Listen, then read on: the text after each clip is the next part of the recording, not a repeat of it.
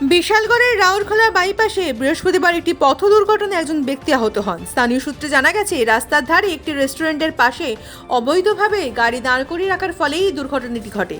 হঠাৎ রাস্তার উপর দাঁড়িয়ে থাকা গাড়ির কারণে চলন্ত যানবাহনের নিয়ন্ত্রণ হারিয়ে দুর্ঘটনার কবলে পড়ে। দুর্ঘটনায় আহত ব্যক্তিকে দ্রুত উদ্ধার করে নিকটবর্তী হাসপাতালে ভর্তি করা হয়েছে। তার শারীরিক অবস্থা বর্তমানে স্থিতিশীল বলেই জানা গেছে। ঘটনার পর কিছু সময়ের জন্য ওই বাইপাসে যান চলাচল ব্যাহত হয়। স্থানীয় বাসিন্দাদের অভিযোগ, রাউরখোলা বাইপাসে প্রায়শই রাস্তা দ্বারা অবৈধভাবে গাড়ি পার্কিং করা হয়, বিশেষ করে বিভিন্ন রেস্টুরেন্ট ও দোকানের সামনে। এর ফলে বাইপাসের মতো ব্যস্ত রাস্তা দুর্ঘটনার ঝুঁকি ক্রমশ বাড়ছে। বারবার অভিযোগ জানানো সত্ত্বেও পুলিশ নজরদারি ও ট্রাফিক নিয়ন্ত্রণের পর্যাপ্ত ব্যবস্থা নেওয়া হচ্ছে না বলেই ক্ষোভ প্রকাশ করেছেন স্থানীয়রা। এই ঘটনার পর এলাকাবাসীর পক্ষ থেকে অবিলম্বে অবৈধ পার্কিং বন্ধ করা, নিয়মিত ট্রাফিক নজরদারি বাড়ানো এবং দোষীদের বিরুদ্ধে কড়া ব্যবস্থা নেওয়ার দাবি উঠেছে। স্থানীয়দের মতে, প্রশাসনের দ্রুত হস্তক্ষেপ না হলে ভবিষ্যতে আরও বড় দুর্ঘটনার আশঙ্কা রয়েছে।